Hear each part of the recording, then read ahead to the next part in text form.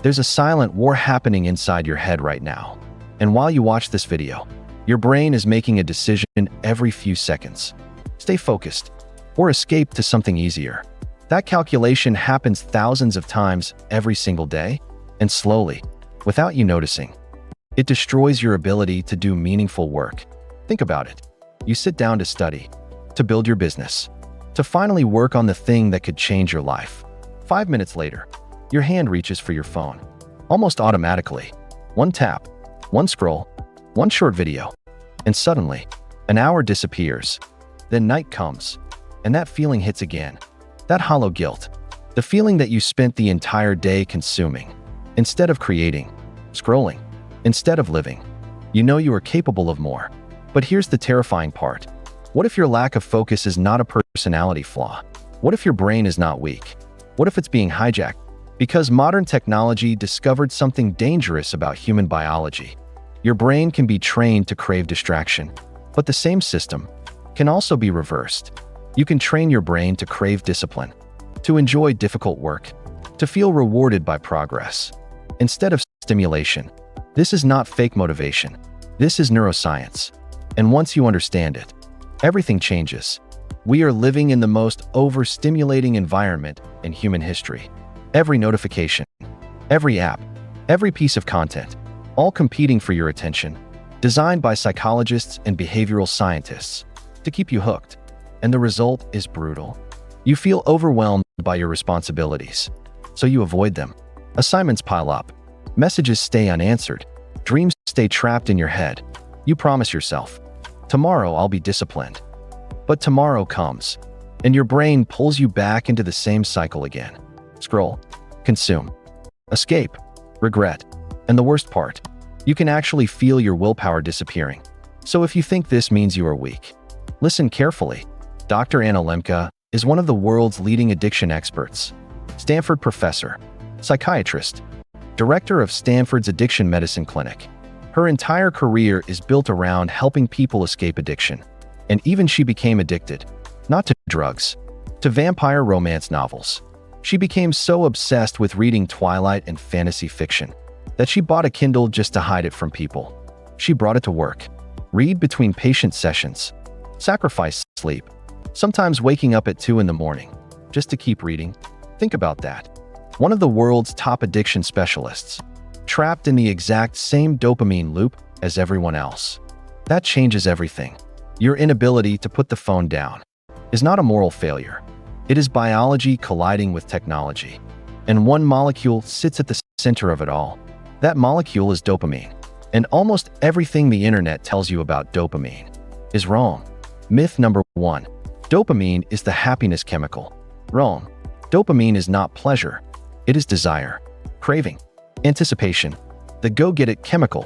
When you eat ice cream, dopamine is not the thing making the taste enjoyable. Dopamine is the force that gets you off the couch to open the freezer in the first place. It creates wanting, not satisfaction. And that difference changes everything. Myth number 2. A dopamine detox removes toxins from your brain. Also wrong. Dopamine is not poison. You cannot fast from a neurotransmitter your body naturally produces.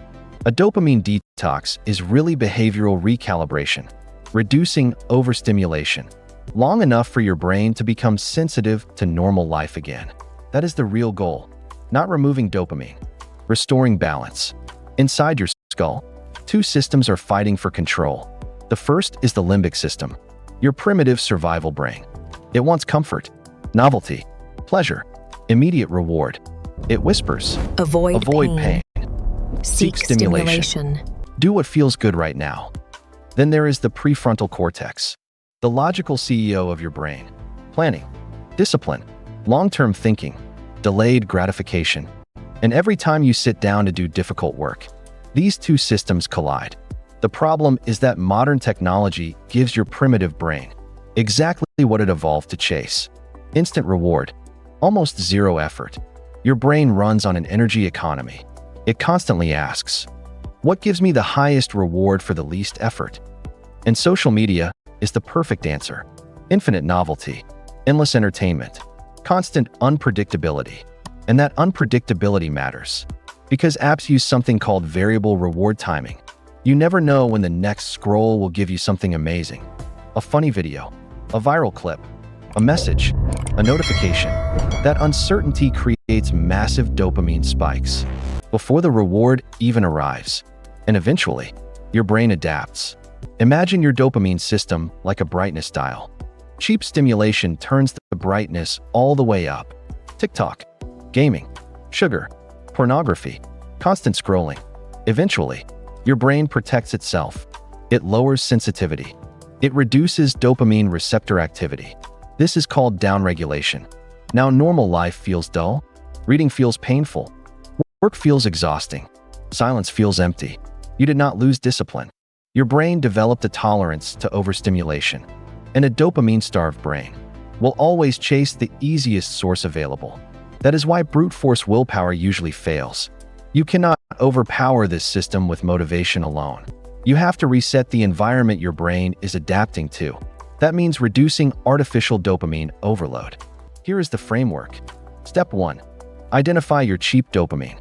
Find the behavior giving you massive stimulation with almost no effort. Short-form videos, gaming, sugar, pornography, mindless scrolling.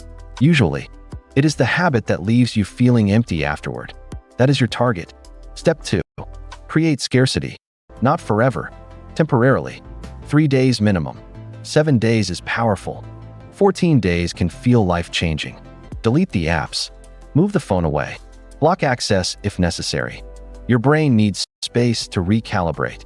Step 3. Replace the stimulation. You cannot remove dopamine completely.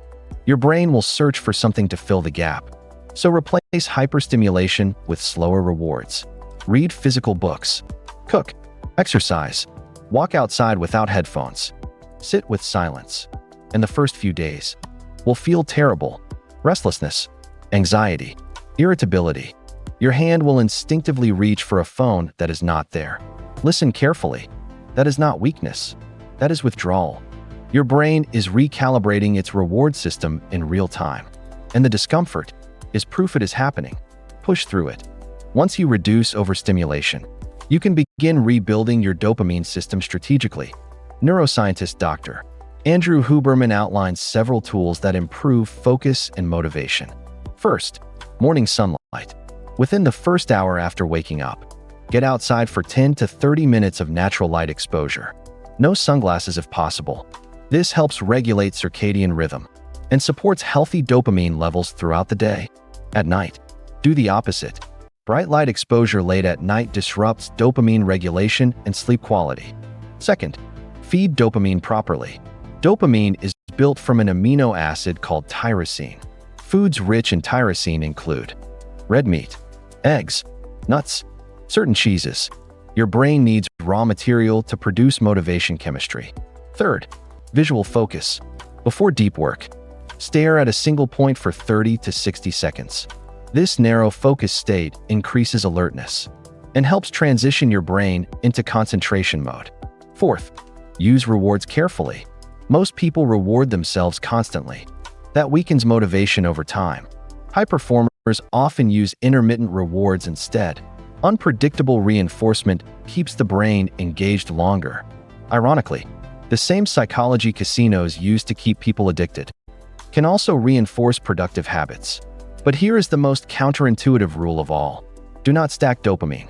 If every difficult activity includes loud music, caffeine, social stimulation, energy drinks, constant entertainment, your brain starts associating the reward with the stimulation, not the work itself. And afterward comes the crash. Learn to experience effort without constant enhancement. Learn to work in silence sometimes. That is where resilience is built. If you stay consistent long enough, something strange begins to happen. The world starts feeling alive again. Your brain slowly regains sensitivity. Simple things become rewarding. Reading feels immersive again. A walk feels calming. Finishing difficult work feels deeply satisfying. Because there is a massive difference between pleasure and satisfaction. Pleasure is instant, cheap, temporary. Satisfaction is earned, and your brain responds differently to earned rewards. When you struggle towards something meaningful, your brain releases a far more sustainable chemical response. Not just dopamine, but serotonin, endorphins, long-term reinforcement patterns connected to achievement. That is why accomplishing difficult things feels so much deeper than scrolling ever will. Every time you choose discipline over distraction, you strengthen the neural pathways responsible for self-control. You are literally rewiring your brain. And eventually, something incredible happens. Discipline stops feeling like punishment. It becomes identity.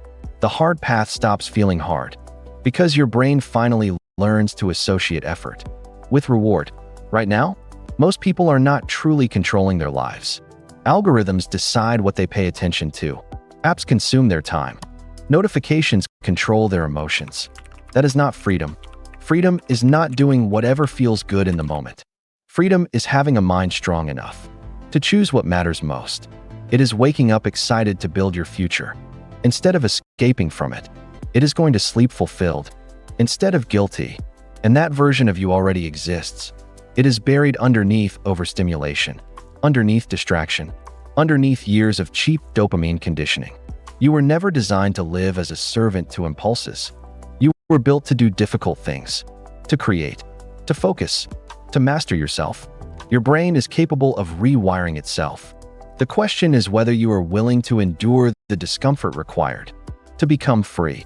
If this video changed the way you see your mind, subscribe right now for more deep dives into psychology, neuroscience, and human optimization. And in the comments below, write the one empty dopamine habit you are cutting out starting today. Make it public. Make it real. But most importantly, do not finish this video and go right back to scrolling. Your reset starts now. Put the phone down. Step away from the noise. And go do something difficult. I'll see you in the next video.